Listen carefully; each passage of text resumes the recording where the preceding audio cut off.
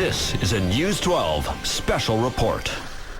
New York City under attack from unidentified forces. We join Claire Strauss live on the scene. Jim, it's crazy out here. I have never seen anything like this. The streets are filled with debris. There are bodies. We're just trying to take cover. Oh, did you see that? Where's Captain America?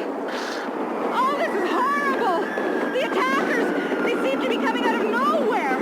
We've had unconfirmed reports that the Punisher is missing in action. Jim, are you getting this? Is that the Hulk? Hold on. Wait a minute. Hold on.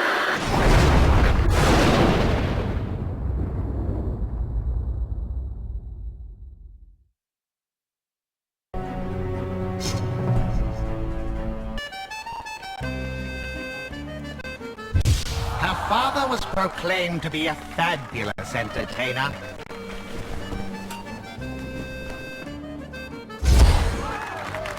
He was really more of a drunk and a gambler than a magician. Fearing for my safety, on the night which she planned our escape, my mother passed along to me the secret of her magic. I was too afraid to go with her. I regret not taking that chance. Dad was cursed with bad luck and was quickly getting in over his head. One night, they came to collect.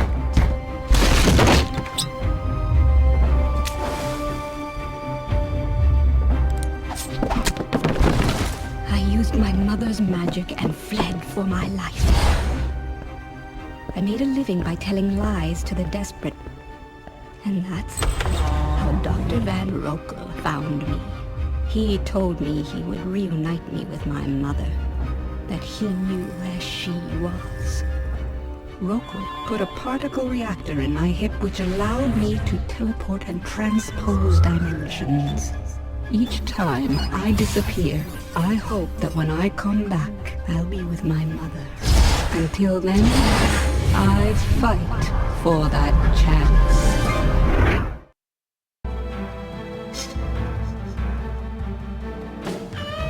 Johnny Ostrom and Trouble ran in the same circles.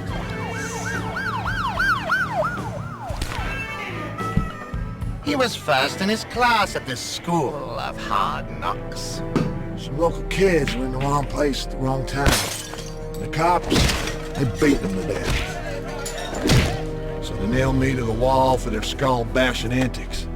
John Ostrom, the state of Louisiana, condemns you to death. On the third try, lightning struck the jail and blew out the transformer. He's still alive. It was Rokel who saw the benefits of my electric personality. He put a dupe in my place. But I was free. He used me as a capacitor. I was covered with terminals like a huge Tesla coil. I could pull electricity out of the air. And I became Johnny Ohm!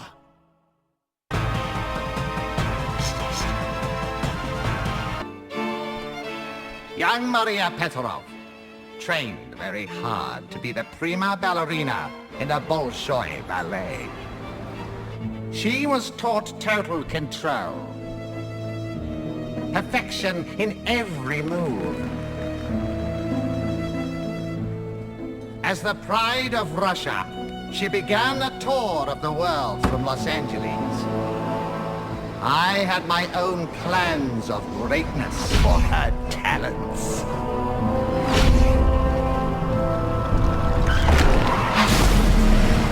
Unfortunate event shortened my career. When Dr. Rokel came to me, he said that the other doctors were all wrong. He told me he could make me dance again. I believed in Rokel. As I dreamed of performing on stage again, he crafted seismic accelerators. He trained me to concentrate the seismic impact. I will now seek my revenge on the rest of the world.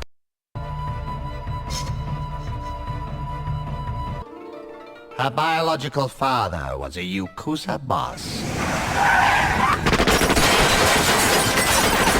Forced into hiding after a public assassination. He was enraged to find out that Rico's mother had started a new life with the Rivals clan. She gave birth to his daughter in another man's house. Feeling dishonored, Morimoto-san sought his revenge through fire. The maid returned in the morning. She found baby Rico miraculously in the middle of the burnt structure, without a scratch. My adoptive father was a brilliant physicist. I learned a great many things from him. My university research in cold combustion fuels was highly sought after. There was an accident. Everyone perished. Rokal seduced me with science. He turned me into the ultimate containment field by lining my insides with alien crystals. Fire was no longer my curse, but my salvation. I am Solera.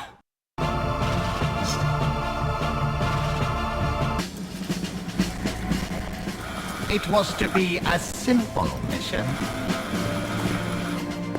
Drop a package in hostile territory. Precision was necessary. The position was compromised. This wasn't expected. A chain reaction detonated the package and killed all of us. The gas kept our cellular tissues alive. And we became part of Rokal's most twisted experiments.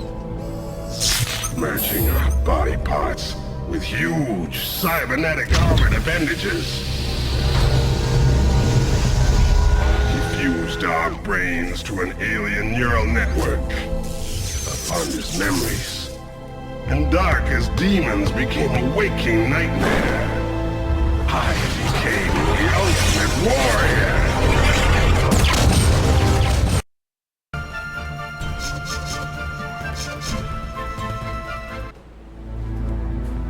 Dr. Keith Killam was destined to solve the greatest riddle of the 21st century. How to find an antidote to the world's most lethal virus. He was close to creating a super antigen. A terrorist attack caused the containment procedures to be rendered useless.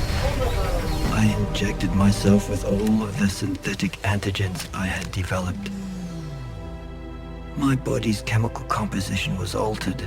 The antigens were breaking down. All bonds in my cells. Local scientists were very interested by my condition. Using nanites, they created a micro-robotic shell for my extremities, and they salvaged what they could of my organs. I have to live to find a cure.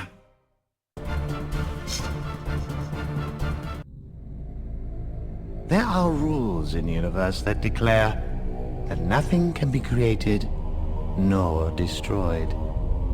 Yet there are no rules in the universe to say that nothing can be created to destroy.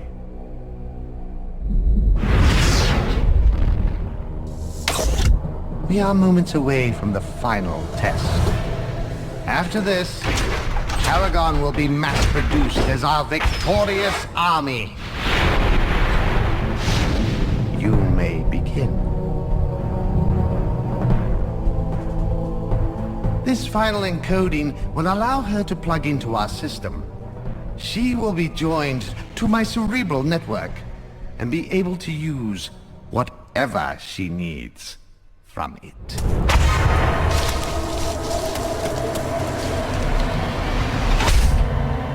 Present yourself.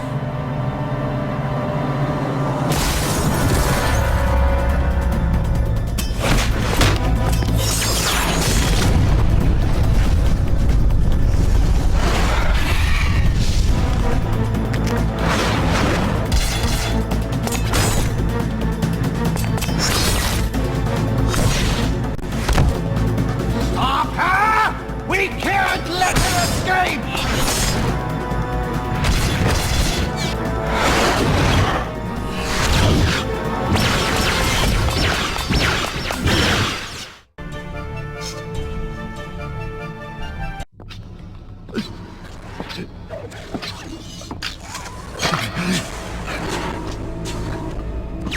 You don't understand. When they landed on our planet, we thought they were refugees.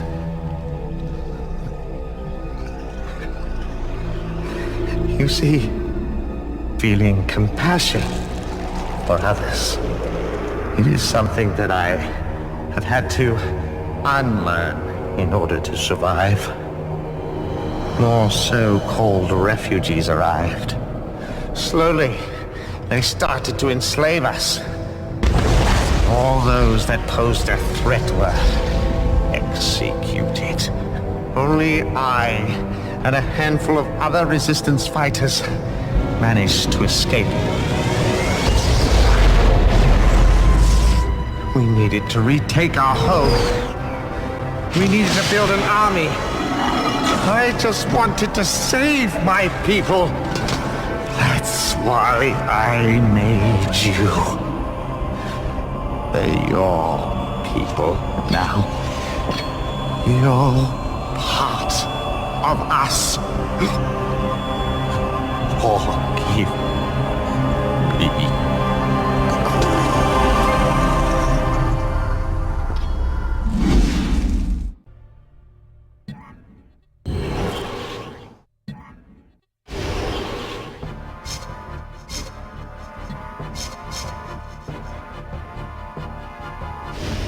Life is never so cut and dry. History is made from a series of unexpected events. Nothing can be planned. It had appeared to be a normal scene. A happy couple pleased with the birth of their firstborn, a son. The father's prayers had been answered. He had a boy. It didn't matter to her whether it was a boy or a girl. Motherhood had been her dream for as long as she could remember. But there was something different about this child. They both knew it, but never shared their thoughts. And even the child knew that his life would not be normal.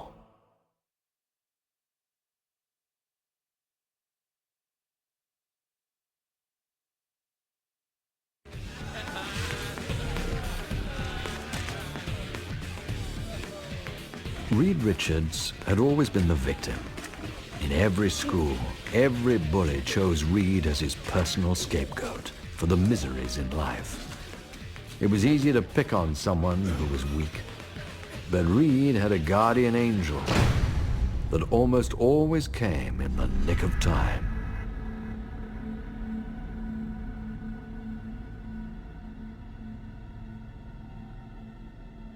Ben Grimm didn't like bullies.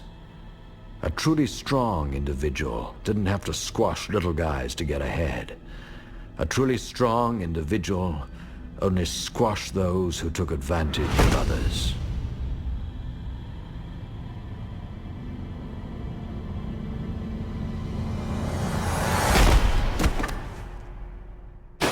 Once again, Reed had been saved by his friend. It was humiliating how many times Ben had to come to his rescue.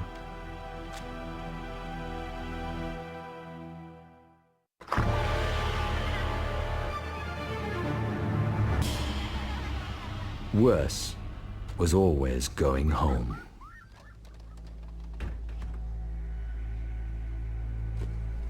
Reed's father was disappointed in the way his son had grown up. This was not the boy he wanted. Instead, his father took a shine to Ben. Ben reminded him of himself when he was younger. Reed's father seemed to forget that he was never a savior for the weak like Ben was. If anything, Reed's father would have been the first to dunk Reed's head in the toilet.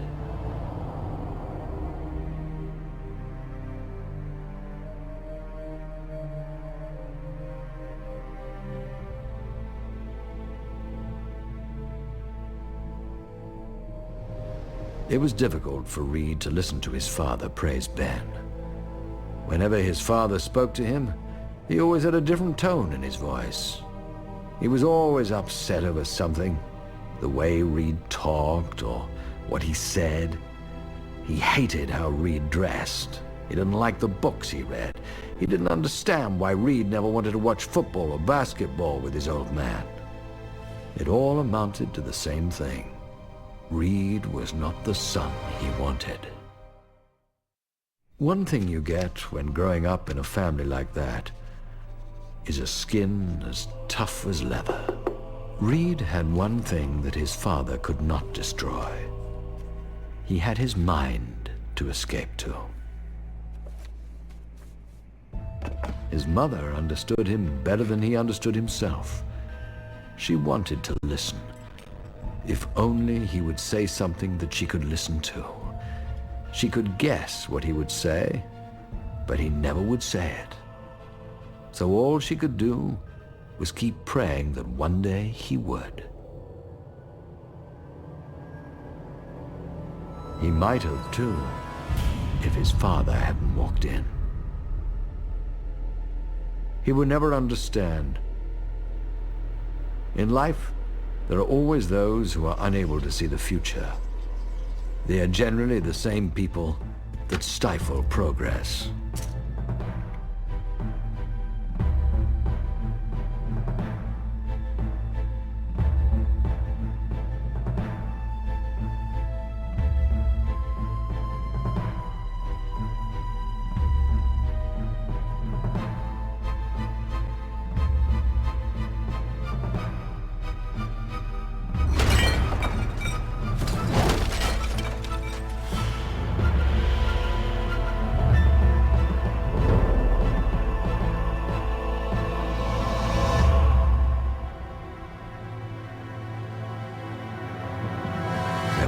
To say. What words from his mother would ever help? But Reed was a survivor. He had to be. Life goes on, and so does creation. It didn't matter that Ben didn't understand Reed's work. It was about the specifics. It was about respect. Ben respected everything about Reed. He was the first to call him a genius.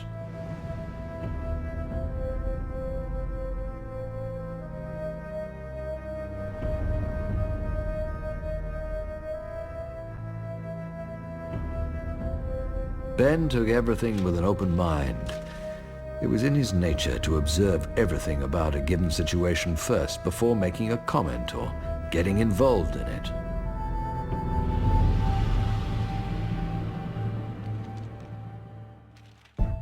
Sometimes, not knowing is better. No matter how hard Reed tried to keep it simple, it still didn't make any sense. Even a football field analogy would be futile. Was there a better way to explain it? Who knows? This wasn't everyday stuff. It would be easier to explain why women chose the men they fall in love with. Why had his mother chosen his father? He would never know. Anyway, with this stuff, even Reed was grasping at straws. Sometimes it made perfect sense to him, and other times it was as if someone else had done it. But Reed was willing to give it his best shot, explaining what he could to his friend. Reed went on and on. Poor Ben could only stand there and watch Reed's mouth open and close. It reminded him of the moments during a football game when his coach ranted and raved on the sidelines.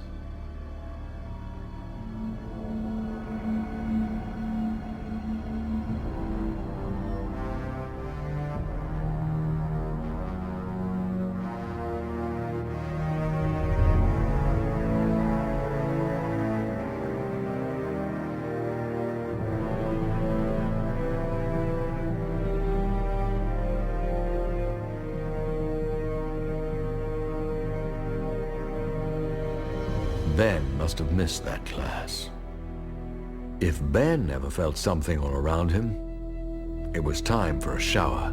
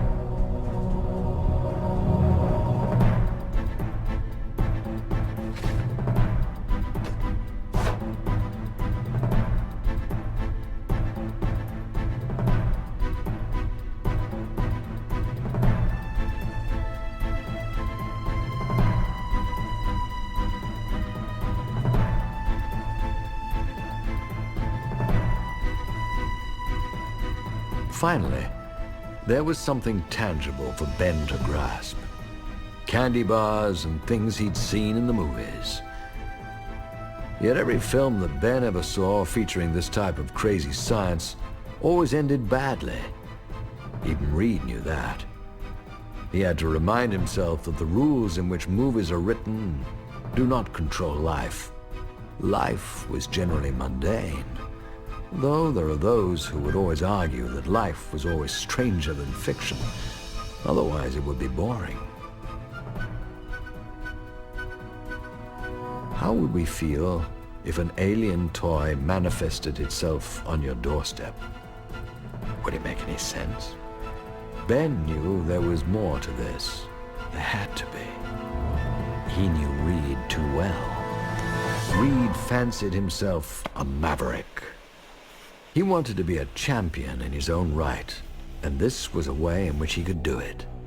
He also knew that this was Reed's game.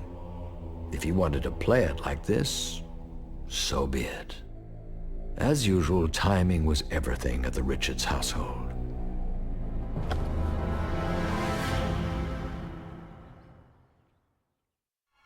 Interruptions always came at the worst moments, always catching Reed off guard.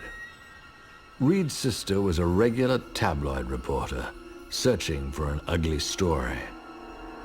And she loved playing the true blonde. She was a natural. The thing with Enid was she was like most women. She never took no for an answer. If she wanted something, she was going to have it at any cost. Reed hated being told what he could and could not do, especially when it involved blackmail from his little sister.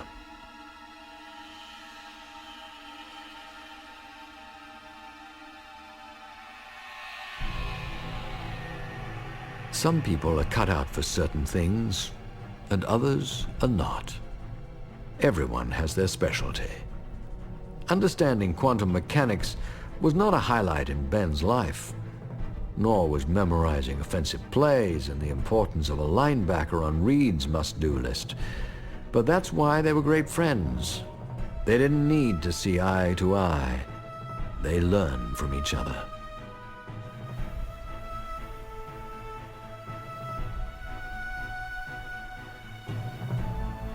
It didn't always work out, though. But at least they often tried. That was far more than Reed's father ever gave him.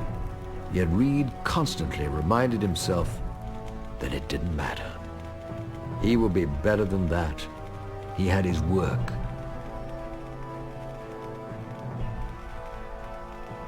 It was difficult for Reed to sleep at night. His mind was always buzzing with numbers and experiments.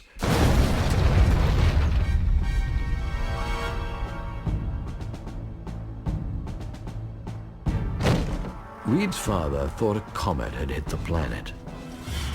At least for Reed's sake, it better have been caused by some outside force. If it wasn't for Reed's mother, there might have been a murder that night. To her, all that was important was his health. He will always be her baby, no matter what age. To his father, The important thing was getting to the bottom of his madness. The kid was obviously born on a bad day. When push came to shove, he couldn't have actually been his. He never would have spawned such a mess.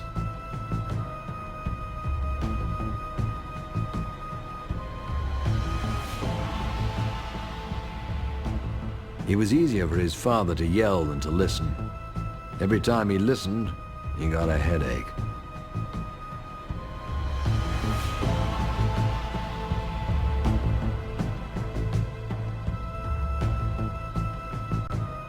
But as I said before, his mother wanted to listen.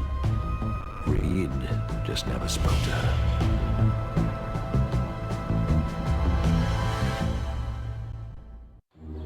There was only one thing Reed lived for, and that was science. Here Reed was a god among men.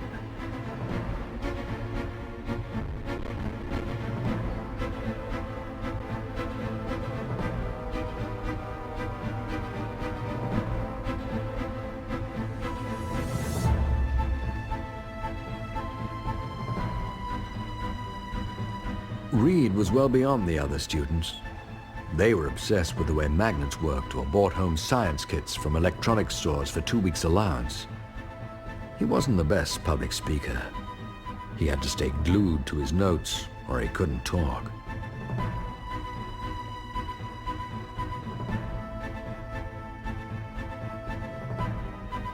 As Reed gave his presentation, someone else watched from the crowd.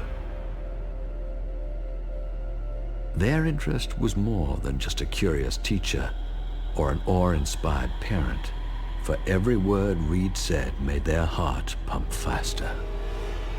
This kid was pure genius.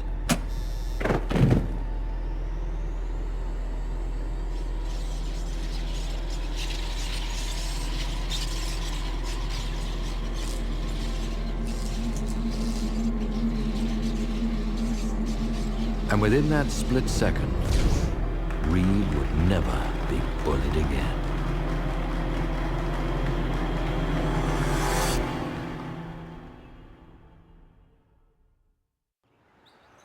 Reed's father hated salesmen. He mistrusted anyone who came to your house, especially if they came praising your misguided son. There had to be a catch. There was always a catch. Nothing was ever for free in this world.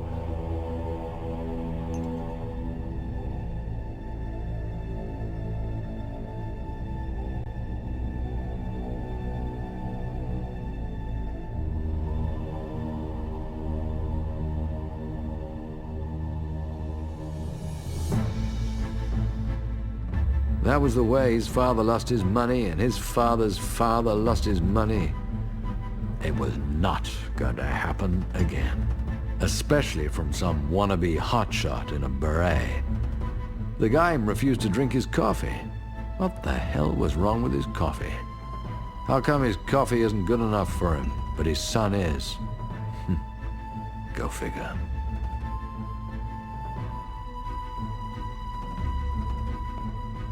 For the first time in Reed's life, his father was happy to have him. He always knew his boy wasn't a chump.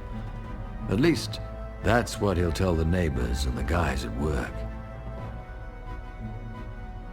Reed marveled at the building. He and Ben had gone past it many times before, but like most people, they never actually looked at it. That was the purpose of this place.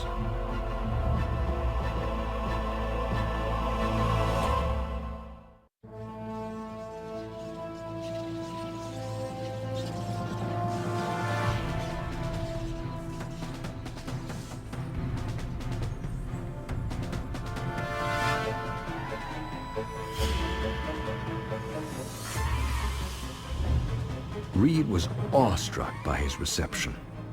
Here was a real scientist, over twice his age, shaking his hand. His father never once shook his hand. Plus, Professor Storm even knew everything about him and his work. He even had a pretty daughter. What else could one ask for?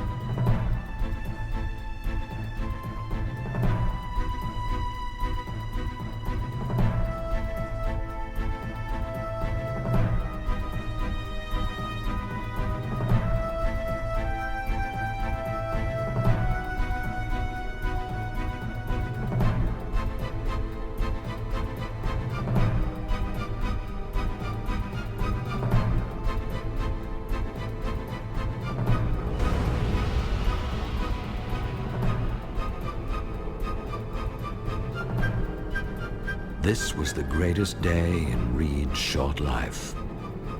He didn't know that it was all slowly gonna come crashing down around him.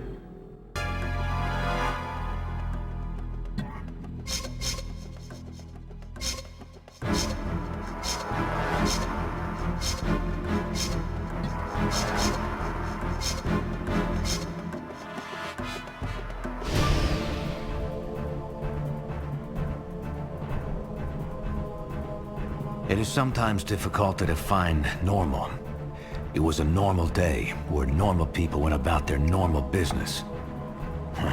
Or was it? I don't think so. Normal things didn't fall from the sky. Just ask Icarus or the people of Dresden. That's because this wasn't a normal day. Nor would it be a day that these normal people would ever forget.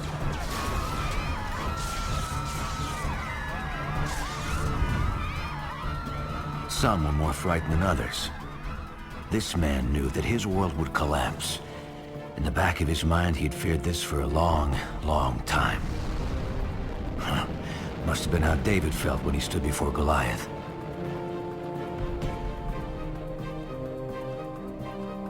Or how anyone feels when the Grim Reaper turns up at your door, knowing your name.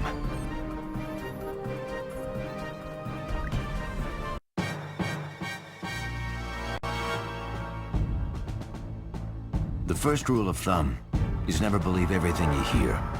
Question it all.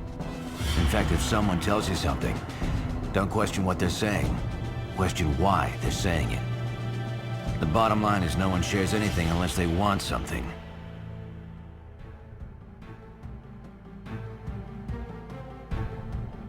History is written by the winners. It is made, created by the ruling class. Money talks, and people listen. Democracy can only work if the masses actually pay attention to what goes on. Ask them in Germany in the 40s. Ignorance kills. Anyone can be force-fed a line of crap as long as it's candy-coated with sugar. For some people, their 15 minutes of fame have turned into 15 years of lies. A constant barrage of verbal pyrotechnics, in which the words themselves are as vacuous as the people who speak them.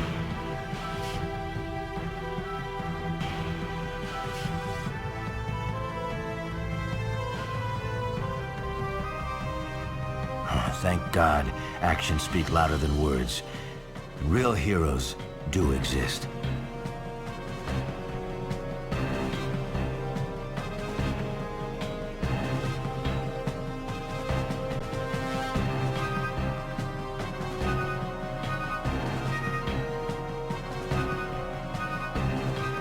But with every hero, there is a counterpart. The alter ego.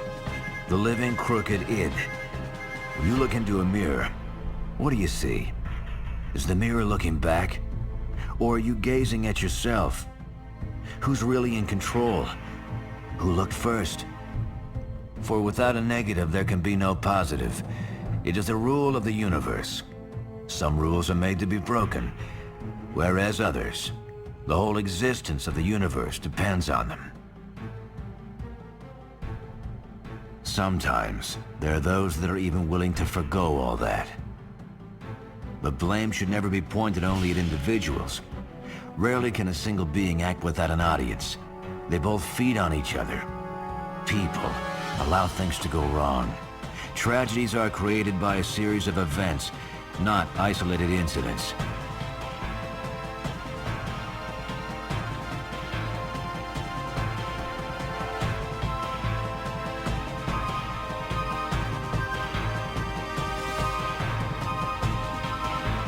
The Titanic didn't sink because it struck an iceberg.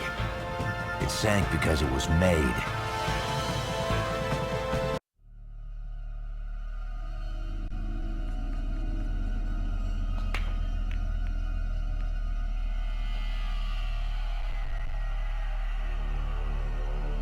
The whole concept of a barfly is being able to disappear. Yet, somehow, there are those that won't let you.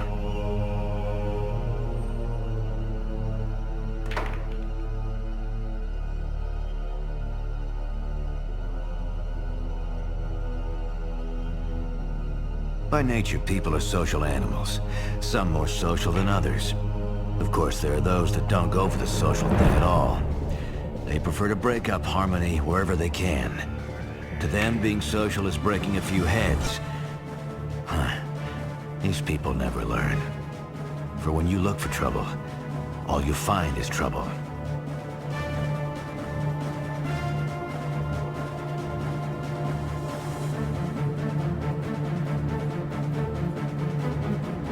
Not necessarily the kind you had in mind.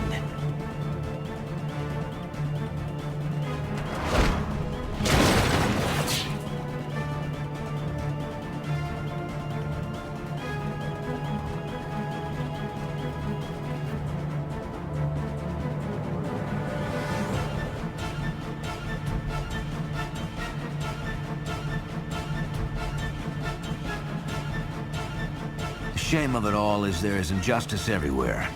Most people are dumber than they look. Reason is what they call a breakfast cereal. It has no place in the lives of most. And then we question why we have attention deficit disorder, learning problems, and a high divorce rate in this country. When will people ever learn? Probably only when it's too late.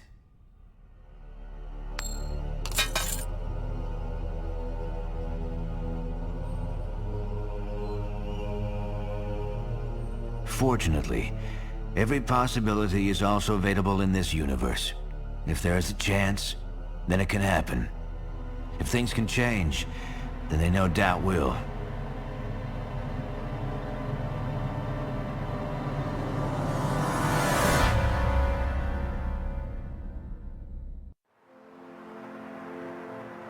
There are places in America that get a bum rap, some justifiably so. And what these reasons are reasons for everything.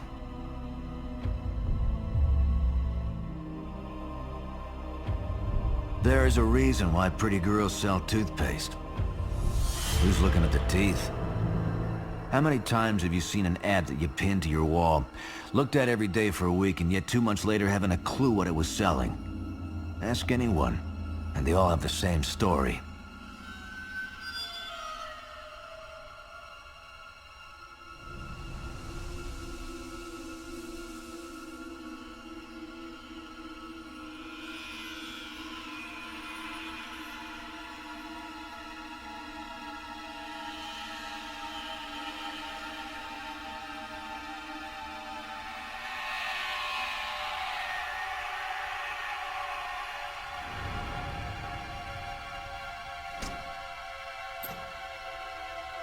Authority also has a way of striking fear in others.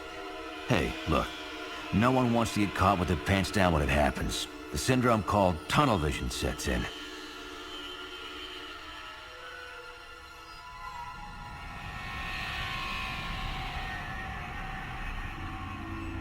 It also adds to the fact that people generally fear what they don't understand. And that, in return, goes back to my previous comment about normal people. Normal people fear things that are not normal. You want to call it abnormal? You want to call it different? Well, depends on which side of the fence you're sitting on, I guess.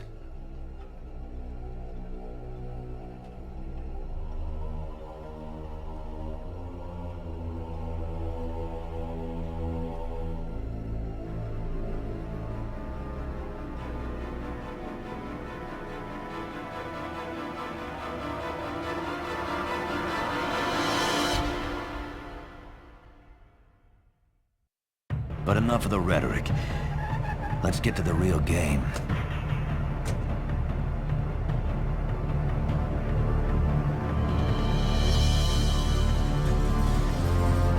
He waited hours for this moment to occur. Everyone was on high alert. You could smell the tension in the air. He was a sitting duck out there, and he knew it. I've been in that situation before many times. It's not fun. As long as no one panics, the deal should be straightforward.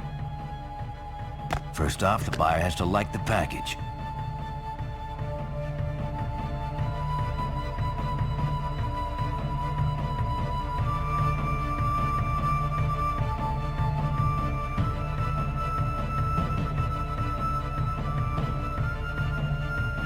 The foundation of capitalism is buyers and sellers. The price is dictated by demand. In some transactions, there are no guarantees, so you have to bring your own. He planned for moments like this.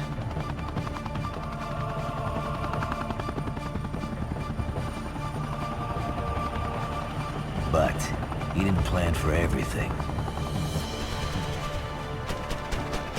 Who could? No one expects blinding hot death to rain down on you from above.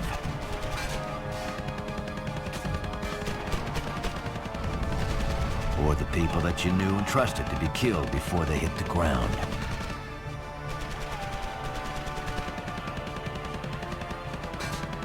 Yeah, there was no point running. He grieved silently for his comrades as he took the pain. His heart stung more than his flesh. The anger built up inside. The rage filled his blood and his mind. His cover was blown, but it didn't matter.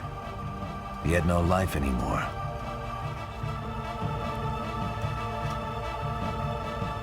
Once again, he had been betrayed by existence. It was futile. He wasn't allowed to care. But there was light at the end of the tunnel, and she stood at the exit.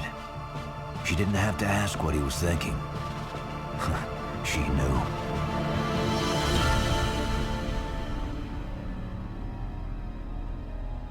He'd always been waiting for someone like her. He'd given up hope that she ever existed. Now he could live again.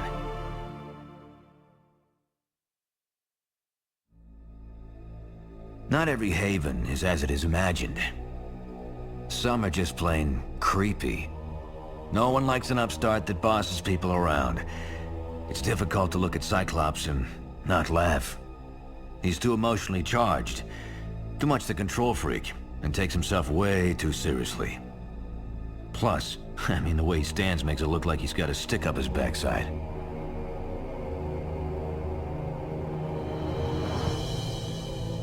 And yet they stood there and listened like polite students. Colossus wouldn't worry. He could take him down if he needed, but Beast never liked to be patronized.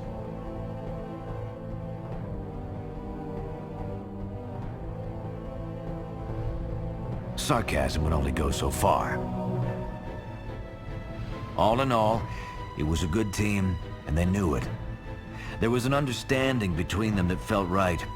It was like a separated family reuniting after many years of being apart. Nothing needed to be explained. No introductions needed to be done. The only thing on their minds now was, what was this place? And who put them together?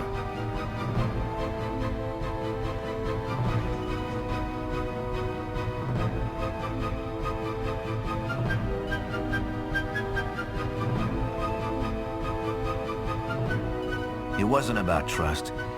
It was about understanding. Even when he heard the voice in his head, it made the whole experience that much more mind-blowing.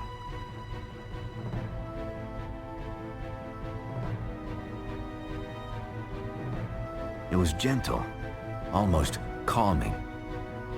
Just the sort of tone that the Pied Piper would have played for his rats.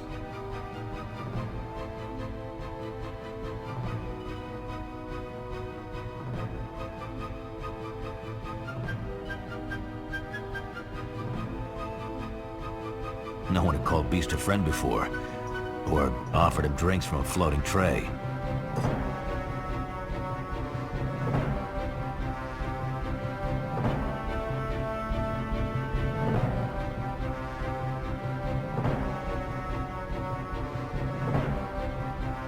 He didn't look like much. The wind would blow him over if he wasn't in a wheelchair. But hey, he was the boss. He had a gentle look in his eye. Probably would fail miserably as an apprentice, but this was his show. He was in control and he knew it. He didn't have to show off.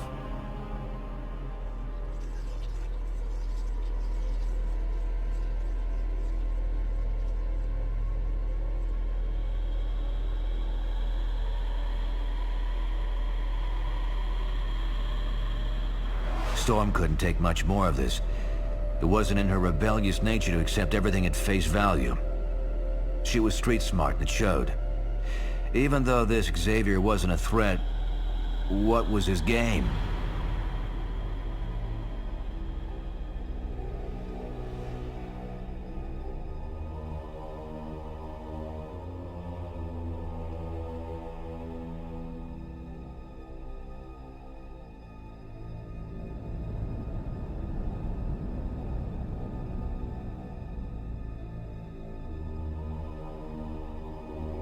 Xavier was never one to hide anything. He felt that honesty was the most important thing we had.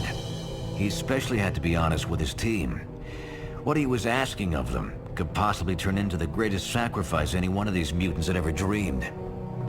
He had to show them that they were all equal in his eyes.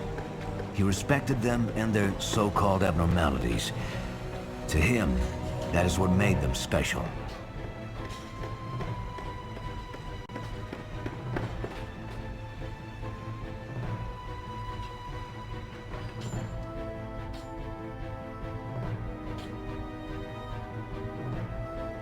He'd told the tale many times before. It was less painful now. In some ways, it even seemed like it was someone else's memory.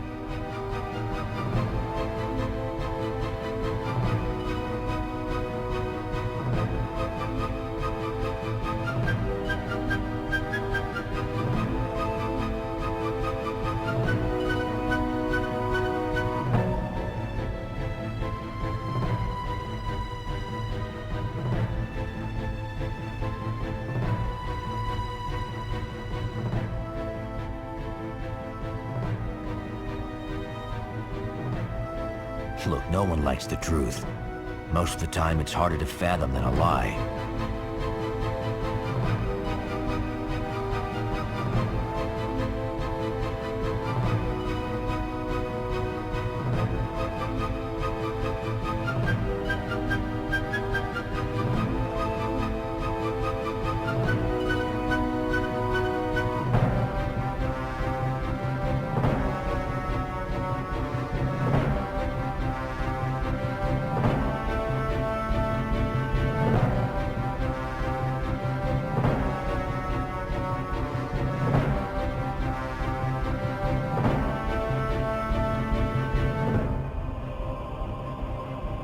All of them could relate to being a scared child hiding in the corner of a bus.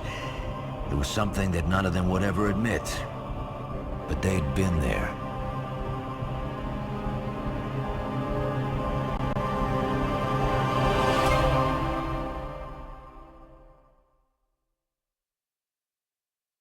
The first mission with a new team is always a little nerve-wracking. One can only hope that everyone does their job. But I've been in too many situations where I've been let down. Too many promises have been made as individuals tend to overestimate their abilities. I've even seen the biggest loudmouths turn into gun-shy cowards. But this team worked well so far. Like clockwork, they played their roles perfectly until the real trial would begin. That's when it really counts.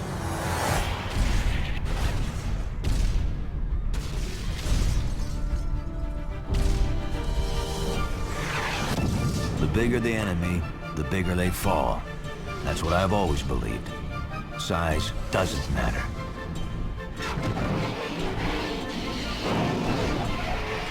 It may be another thing to be fried in a bus, but I've had worse.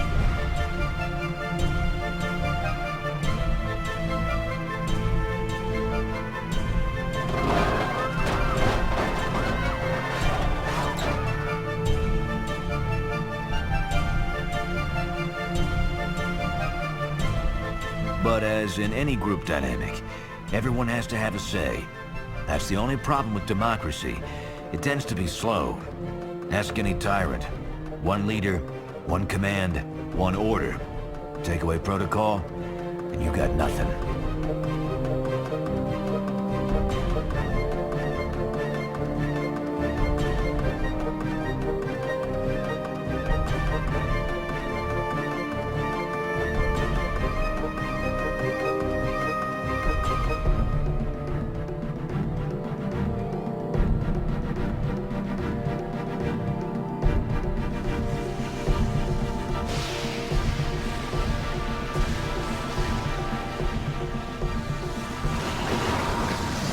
Storm just had to believe in herself.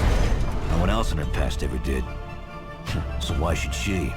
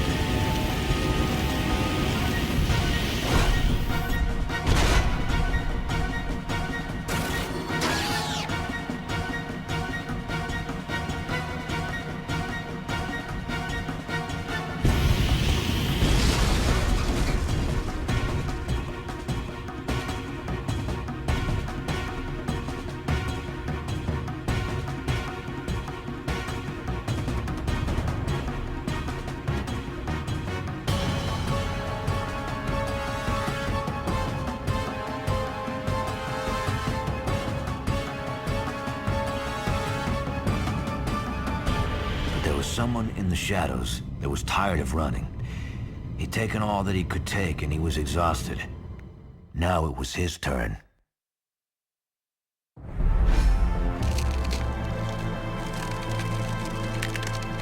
Bobby Drake was more than just a frightened 15-year-old kid. He had a natural gift that he wouldn't accept. Until now.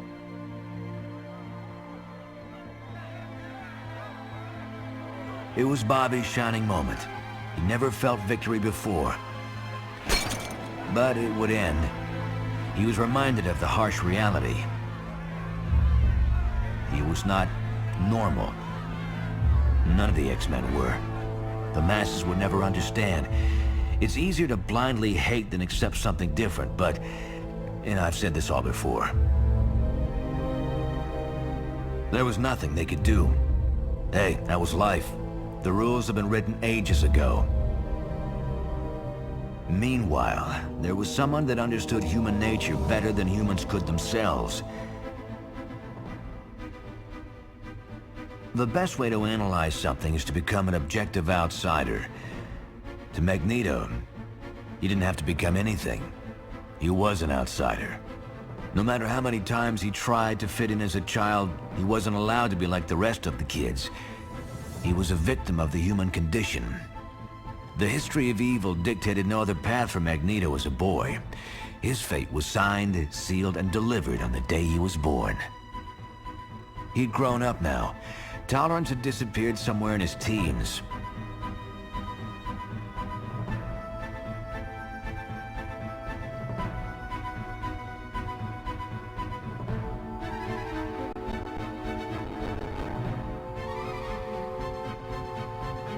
Now Magneto didn't even bother to go through the motions.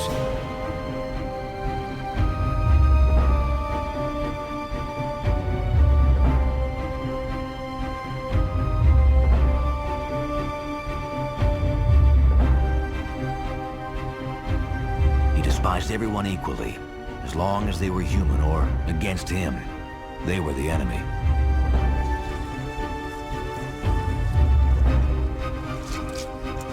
That's the way Magneto liked it.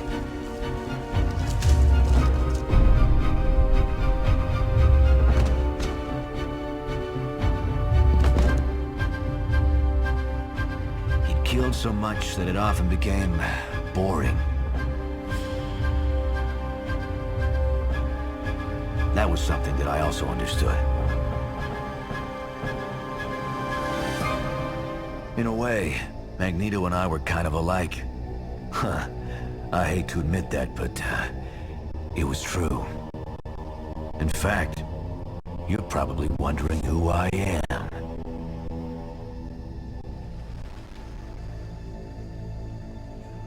Well, here's where I come in. Surprised? Huh. Who'd you think it was, bub?